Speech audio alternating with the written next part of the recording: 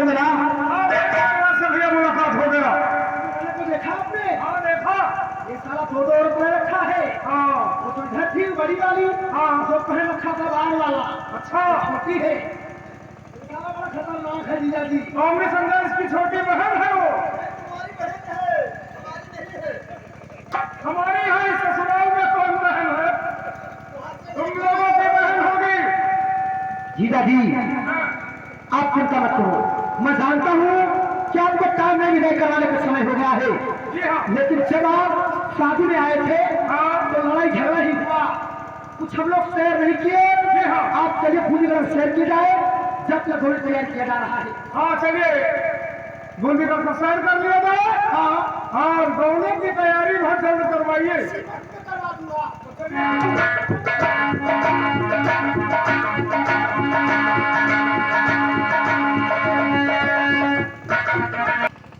जो चिट्ठी भैया लिखा गया ना, जो कामरो बूंदी बिड़किया उनको देकर आप ठीक है हाथ देकर बहुत जल्दी जल्दी विजय वहाँ हो जाएगी, उनको आ जाएगा बहुत जल्दी जाओ।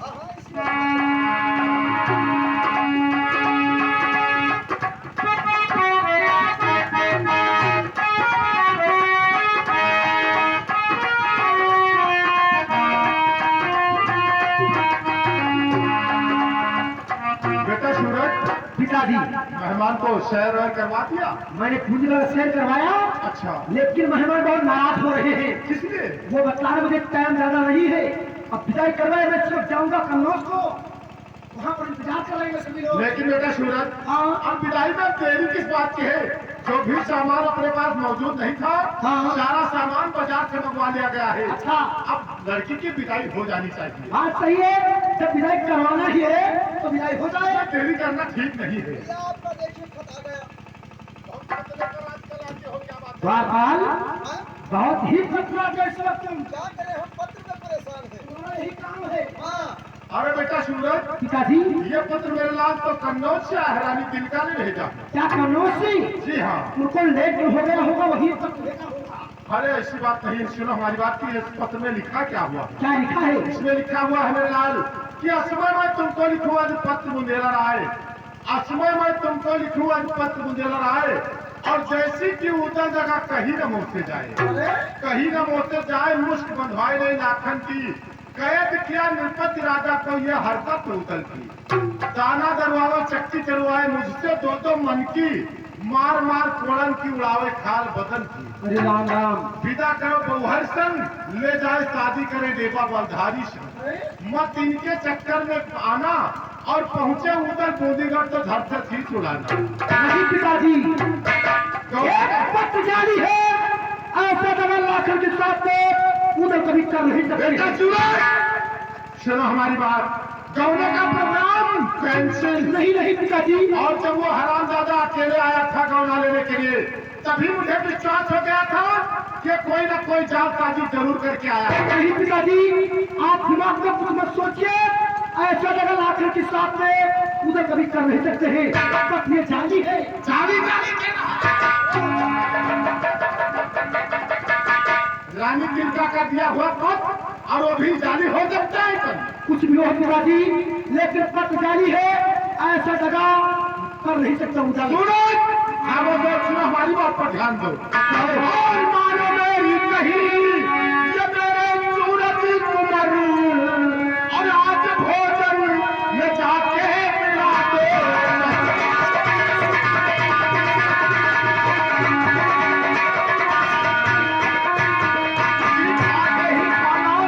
और खत्म चलती वलते लाल हो, और काम पंचायत शहर में, और दूर सब जंजाल हो, और मेरे कहने पटे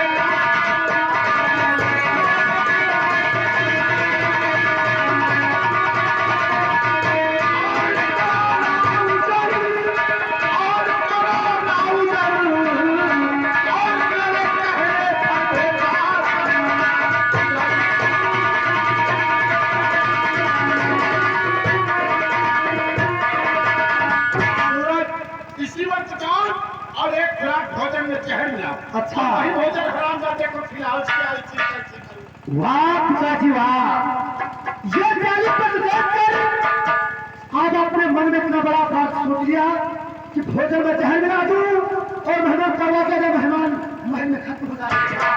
ये पत्र जाली जाली रानी तिलका का दिया हुआ पत्र और उसके बाद जाली है। कुछ भी हो लेकिन भोजन में जहर मैं मिला नहीं सकता। और सुनो मेरी बात को, और मैं कसूगा पति पे न प्राप्त करे।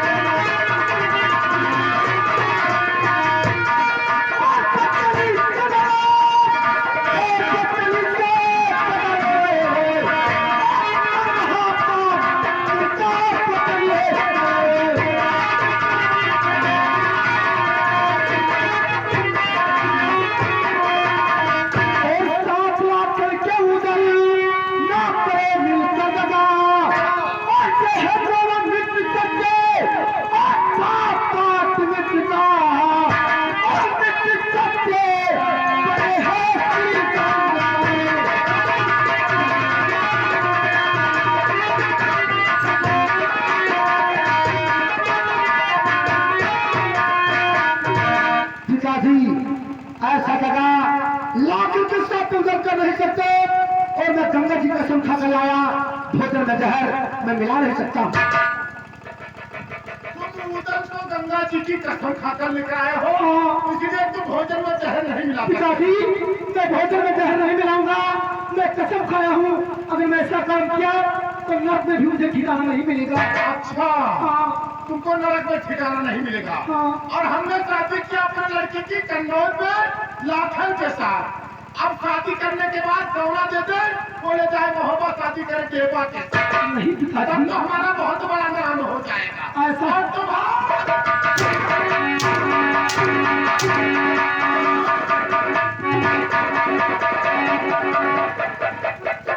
बातें गंगा की कसम खाकर आए, तुम उस उधर के साथ दगा नहीं करोगे तो नहीं।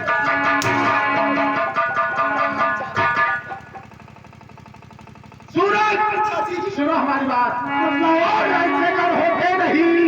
और ये पिछड़हारी के लाल तो मोहब्बत से परिवार ले और जो देते इनको निकाल। और झूठ खत में लिखा है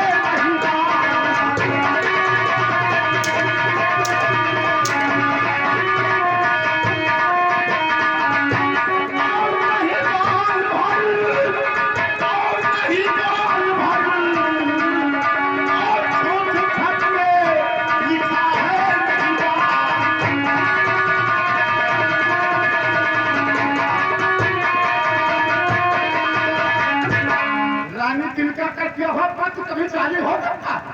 पिताजी बोलो। आप मानोगे नहीं बात को, मैं कहता मान लो मेरी बात। और बहन जी विदाई करवा दीजिए, वरना बाद में साथ मंदिर के पछताओगे। हरामजादा हमको समझा रहा है। हमको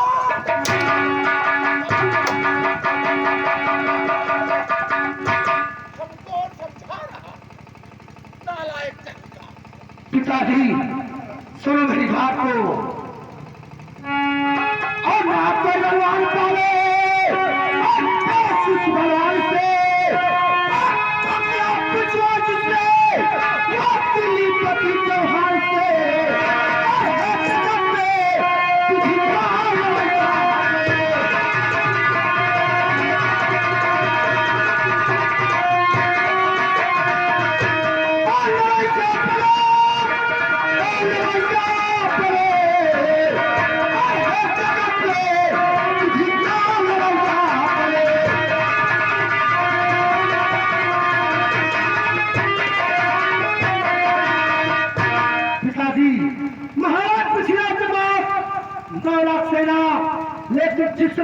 राजा महोदय ने समारक्षण में कोई भी दिखाई नहीं दिया।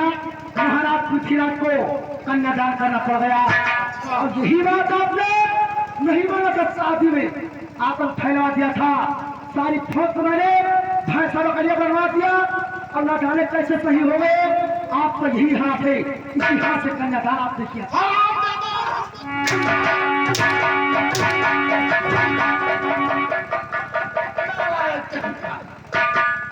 और कर रहा तारीफ उसकी, और किस लिए बेकार तू, और बाद में पैदा हुआ और बन रहा है चाट, और कैसी पीड़िता पर बनाते।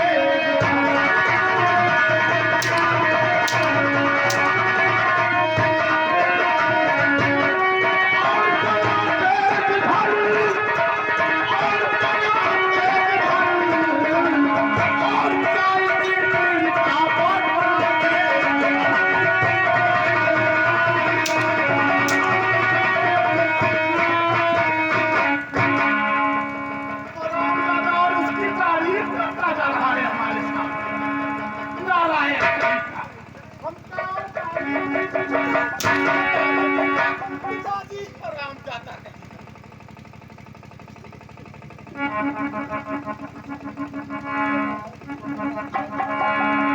क्या होएगा तू कोनो काम होने दे, खाई तो ना आते हम खाई हंसी, आओगा हम खाई हंसी खाई तो ना होगा मानी बोले धरे के तो मार डालेंगे।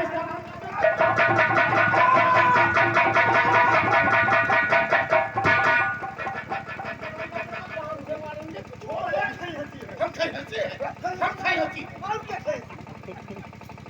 द्वारपाल, तुमको मालूम होना चाहिए क्यों मेहमान उधर जो हमारे यहाँ आया है गौना लेने के लिए, वो हमारे समधी और समधीन और दामाद के साथ बहुत बड़ा जालसाजी करके आया।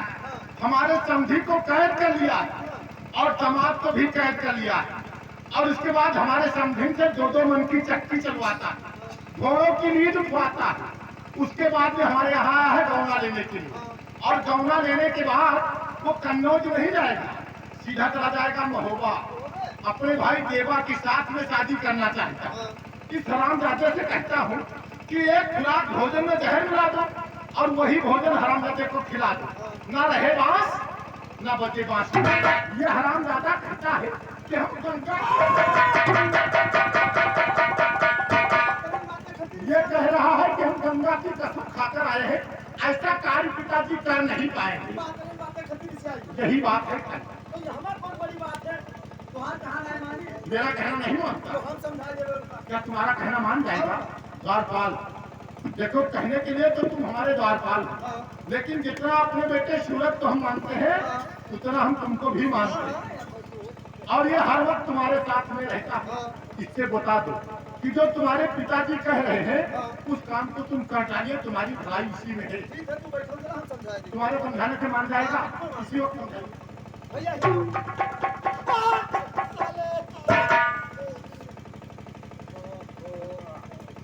क्या बात है द्वारपाल? ये तो हम पिताजी का कहते अरे पपीता आंखों में क्यों? पिताजी द्वारपाल, तुम तो जानते हो, तुम ही मेरे साथ में गए थे चढ़ाई पर जिस वक्त हम लोग मेहमान को लाने गए थे। हाँ भैया, हम तो दोनों साथे रहे। वो बारात का बुद्धा हमारे साथ भेजा नहीं था। मैं तेरे सामने यार गंगा जी की कसम खाया हूँ, हाँ भैया, हाँ तभी मेरे साथ में भेजा है। और न जाने किसने गद्दारी किया द्वारपाल, यहाँ पर जाली पत्र भेज दिया। उस पत्र को देखकर हमारे पिता बता रहे, बेटा सूरज भोजन में जहर मिला दो। द्वारपाल, अगर मैं घर लाकर मेहमान के साथ में यार गद्दारी करता हूँ, अच्छी बात है? हाँ भैया, ये तो बिल्कुल गलत है। कोई मेहमान अपने घरे आ जाए तो का जहर दे दी जाए का? ऐसा नहीं होता है द्वारपाल, इसी से मैं इनकार करता और हमारे पिताजी हमारी बात को नहीं मानते द्वारपाल, और मुझे बहुत मारा है तेरे सामने। अब बताओ हाल, हम तो हो तेरे साथे में कसम खा कर तू यहाँ लेके आए हो मेहमान का। जानते हो तो इतनी भारी गद्दारी की गई। द्वारपाल, यही बात है। और भोजन वह जहर में मिला। राजा सूरज को कहना तुम्हारा मान गया ना? समझावा तो बहुत हाँ। और समझावा और काट नाय क्या जवान हो तो ऐसे नहीं बोल सकते हो? तो वह तो हम कहते, लेकिन कोई कहे कि दोनों कसम खाए कौन हो आए हैं। अच्छा तो जो हाफिज जी है हाफिज जी बनारस वाले हाँ हाँ कोई पठोट नहीं है। अच्छा कसम खाए गंगा जी के हाँ। तब हुआ से पठाए तो अब कहते हैं भोजन में तो जहाँ तब तुम 3 घंटा उसको तब 3 घंटा से क्या समझा रहे हो आराम ज्यादा कहीं का अल्लाह को उतार लिया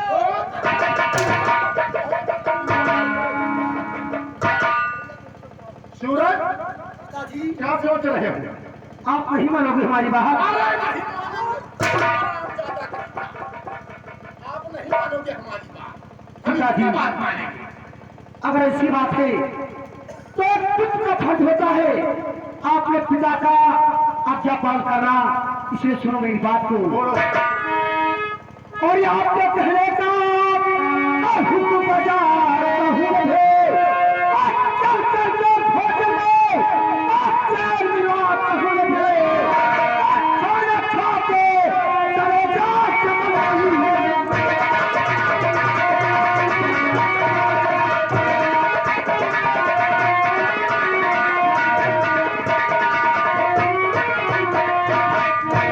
ये होना चाहिए कहीं चोट तो तुम्हारे नहीं लगी है ना अरे पिताजी चोट तो नहीं लगी हमारे चोट कहाँ लगती जब आप मारते हो तो हमारी चोट नहीं लगती है। चलो इसका इलाज करवा देंगे परेशान मत हो लेकिन पिताजी बोलिए। ये बताओ काम कहाँ से होगा। आप तुम्हें ये मालूम होना चाहिए कि ये अपना काम बनेगा कहाँ से बेटा सूरज अपने महल के अंदर जो महारानी रहती है भोजन बनाने वाली तुम उसके पास जाओ और उस महारानी से बोल दो कि ये खुराक भोजन में जहर डाल दे शहर में आ दे। और वही भोजन मेहमान को खिला दे और उसके पहले हम चलते हैं उदल के पास क्या उधर के पास। जी हाँ जिसने हथियार उसके पास है किसी बहाना से सारे हथियार को ले लेता हूँ यानी उसको निहत्था कर दूंगा इकट्ठा कर दोगे। एक काम तुम्हें और भी करना है क्या काम। अपने महल के अंदर 36 नौजवान लगा दीजिए हाँ जिनके हाथ में नंगी तलवार होनी चाहिए अगर हरामजादा किसी प्रकार से भोजन से बच जाता है तो हमारे नौजवान उसको नहीं छोड़ेंगे नहीं छोड़ेंगे। और हम चलते हैं उधर के पास सारे हथियार को लेने ठीक है पिताजी आप चलिए आप जाइए। हमारी इधर आओ। तुमने मुझसे क्या बतलाया कि मैं तुम्हारे तरफ समझा दूंगा मान जाएंगे। अरे मान ले साले तो आप वहां चलते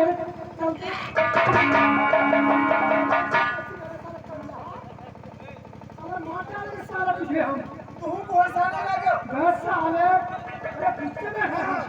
एक काम कर तू चल मेरे साथ महल में जो महाराजी भोजन बनाती है ना उनके पास चलकर खुशामद करेंगे। अगर मिला दिया तो मिला दिया वरना जबरदस्ती मिलवाने चाहे।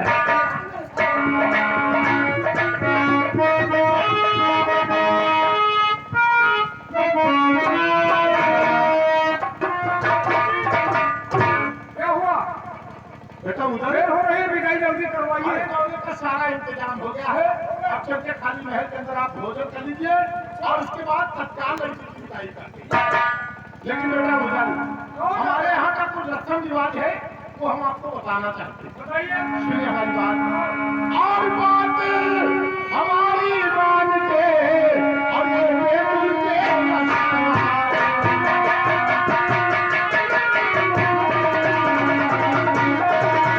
हमारी मान के ये बेकुल के अखबार और खोल कमर पर रख दीजिए और ये अपने हथियार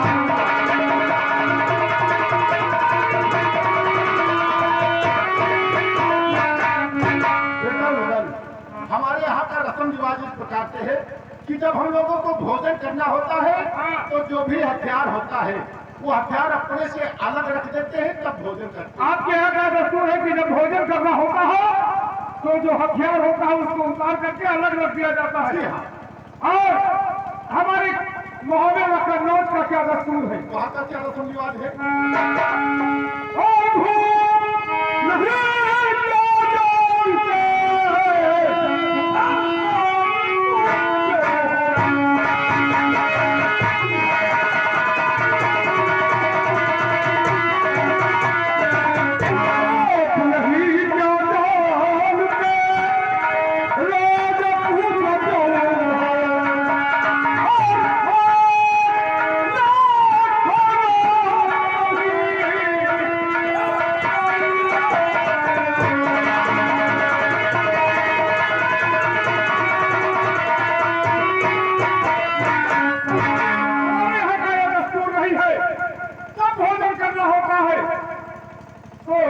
जितना भी हथियार होगा अपने पास में रख लिया जाता है, तब भोजन किया जाता है। आपके यहाँ का रस्म रिवाज इस प्रकार से थे, इसमें कोई दिक्कत वाली बात नहीं है।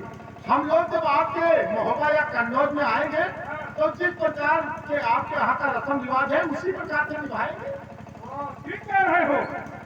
हम आपके यहाँ भोजन करें तो अपना हथियार अलग रख करके भोजन करें। हाँ भाई, करना ही पड़ेगा। और जब हमारे यहाँ आओ तो जितना भी हथियार हो ला करके आपके बगल में रख के सब भोजन करवाएं। आपके यहाँ का- दादाजी, मैं इस बात से सहमत नहीं हूँ, अपना हथियार नहीं रखूंगा। लेकिन बेटा उधर ऐसा है मेरे लाल कि ये कामरो बूंदीगढ़ आप अपना महोबा या कन्नौज समझ करके हमारे यहाँ का रस्म रिवाज निभाइए मेरे लाल, नहीं तो हमारे यहाँ के प्रजा यही कहेंगे कि महाराज अपना दिया हुआ वचन को दोबारा पलट जाते हैं, इसलिए कहते हैं ये कामरो बूंदीगढ़ आप ही का है मेरे लाल। क्यों चिंता कर रहे हो?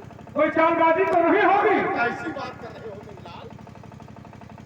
दादाजी, मुझे विश्वास नहीं पड़ रहा है। अरे बेटा उधर देखो, हमारा सूरज आपसे गंगा की कसम खाकर तब आपको यहाँ लेकर आया है, कैसे बात दिल के अंदर आपने सोच लिया? हाँ तो दादाजी, कोई दगाबाजी नहीं होना चाहिए। बात कर रहे हो मेरे लाल, ऐसी कोई समस्या सामने नहीं आई। ठीक है, अगर आपकी प्रजा आपकी हंसी उड़ाएगी कि वो अपने दिए हुए वचन का पालन नहीं करते हैं, तो मैं आपकी बात को मान करके आपको अपना हथियार दे रहा हाँ, हूँ। यही बात है खाली मेरे लाल। एक हथियार आपके पास होगी। हाँ, तो हथियार हथियार होता है, चाहे वो छोटा हो चाहे बड़ा। ये भी लीजिए। अब आप चलिए, तत्काल भोजन का व्यवस्था हो जाए, भोजन कर लीजिए, उसके बाद तत्काल दोने की विदाई। हाँ, विदाई करवा आइए दीजिए। मेरे साथ। चलिए।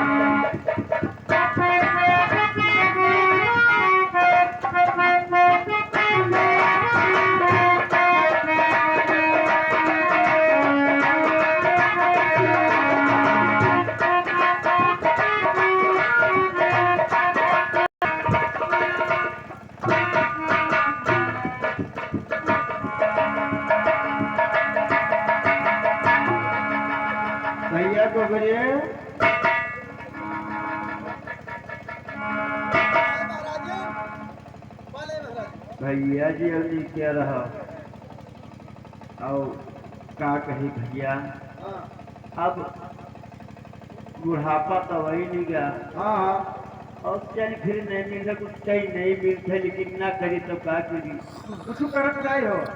कुछ हाँ, तुम कहा तू कर है नहीं पाई। अरे अब नौकरिया करी है तो फिर यह जलाऊं तो जो करबे ना तो जहाँ का हाँ, तू तो बात है ही है। तो भैया दुनिया तो हुई नहीं गया। हाँ, पुरनिया काहे लगे हुई? ठीक है भैया, और बढ़िया है। हाँ, को बढ़िया है। महाराज जी को एक तो भजन वजन सुना दियो। भजन हाँ, भजन में हम कहाँ गा